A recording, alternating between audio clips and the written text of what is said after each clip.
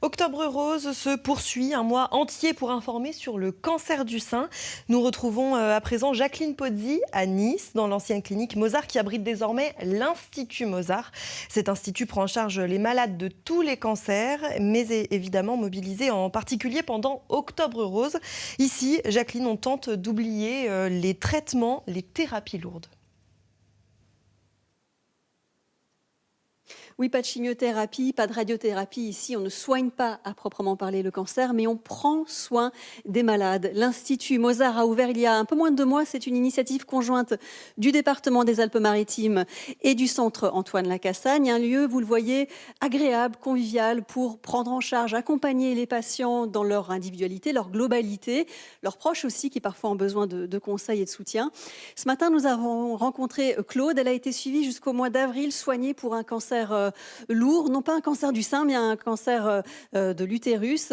Et elle est devenue, depuis l'ouverture, adepte ici des soins proposés, que ce soit de l'esthétique ou de la réflexologie plantaire. En fait, on est très suivi pendant les soins et puis après, au bout d'un moment, on n'a plus rien. Et c'est pas très simple parce que malgré tout, on a encore de la fatigue, on a encore... on a besoin qu'on s'occupe encore un peu de nous, quoi. Eh bien, écoutez, tout simplement, la réflexologie, c'est un moyen donc naturel de soulager toutes ces douleurs liées au traitement, les neuropathies, les nausées, le manque d'appétit, la fatigue chronique.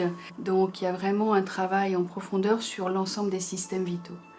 Ce sont des soins qui sont pris entièrement en charge par le conseil départemental. Je vais rejoindre le professeur Baranger, directeur du centre Lacassagne. Bonjour. Bonjour. Ces soins qu'on appelle des soins de support, ils sont loin d'être anecdotiques. Oui, en effet, ces soins de support sont indispensables pour les personnes qui ont été atteintes ou qui sont atteintes d'un cancer. Ils participent à la prise en charge, même si ce ne sont pas des soins en tant que tels, mais ils participent à l'amélioration de la qualité de vie. Et aujourd'hui, malheureusement, ces soins de support ne sont pas suffisamment proposés pour des personnes qui ont un cancer.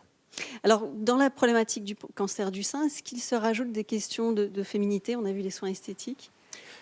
C'est particulier pour le cancer du sein. En effet, ça fait 20 ans que je fais ce métier, que je prends en charge des patientes atteintes d'un cancer du sein.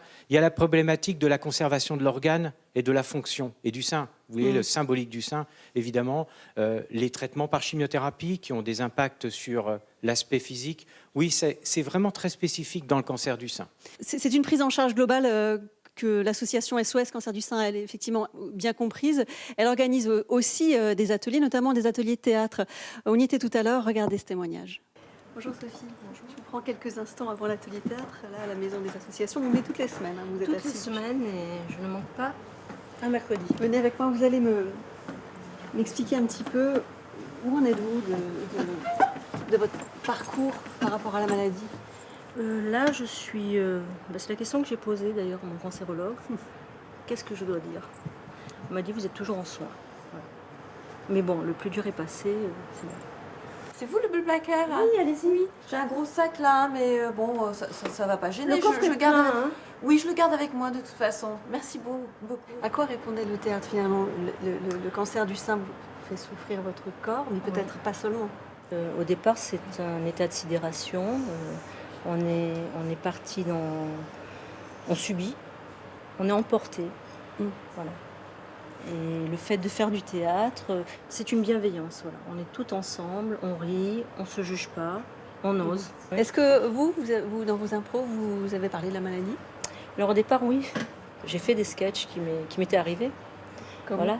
Des réflexions, style... j'ai été amenée à porter une perruque, à porter des lunettes. Quelqu'un qui m'approche, qui me dit « Oh là là, tu te la pètes. Les lunettes, le chapeau. » Je regarde, je dis « Tu es au courant ?»« Ah mais non, mais t'inquiète pas, le cancer c'est rien. Enfin, le cancer du sein, ça soigne très bien. » Enfin voilà, des enchaînements. Et donc tout ça, j'ai mis en scène. Donc ça vous a permis de... Oui, ça m'a permis d'extérioriser. Oui. Ça y va. Ah, on va pouvoir partir. On est parti. C'est normal J'y croyais. que tu te mets devant le pare-brise pour conduire? J'oublie mes lunettes. Il y a des choses que je n'aurais jamais fait sans la maladie, quoi. Comme quoi, Comme le ça théâtre? peut changer, comme le théâtre. Ouais. Et vous allez continuer à écrire? Oui. Allez, on y va. En route pour l'apéro. En route pour l'apéro. Bon, c'est bien les filles. L'association SOS Cancer du Sein qui organise demain samedi sa régatro, ce sera sur le port d'Antibes. Il y aura des équipages de patients et aussi un équipage de soignants du centre La Cassagne. Professeur Baranger, je voudrais qu'on parle du dépistage. On a dans le département des Alpes-Maritimes un dépistage organisé qui est une vraie chance. Comment il fonctionne ? Alors, le dépistage organisé, il existe en effet dans les Alpes-Maritimes, il existe partout en France depuis un certain nombre d'années. Il fonctionne de la façon suivante. Vous avez une première mammographie qui est effectuée et interprétée par un radiologue, et la seconde par un radiologue dit expert, c'est-à-dire qu'il a dans ses compétences un certain nombre de centaines de mammographies préalables qui fait qu'il est expert, et c'est un œil supplémentaire, c'est une qualité supplémentaire. Donc double lecture, Double lecture. qui permet vraiment d'améliorer le diagnostic. Ça permet d'améliorer le diagnostic de cancer du sein très précoce qui serait difficilement visible après une première lecture. Alors, est-ce que ces opérations de dépistage organisées sont suffisamment suivies ? Est-ce que vous avez des réponses suffisantes ? Alors aujourd'hui, le taux de participation en France, il ne dépasse pas les 50%. Il ne dépasse pas les 50% depuis plusieurs années, malheureusement. Il a même tendance, dans les Alpes-Maritimes et en région sud, à être inférieur à la moyenne nationale. Ça veut dire que les personnes qui reçoivent à partir de 50 ans un courrier pour leur demander de se rendre à la mammographie ne le font pas. Manifestement, il y en a à peu près 50%, ou je dirais 40% qui ne le font pas. C'est insuffisant.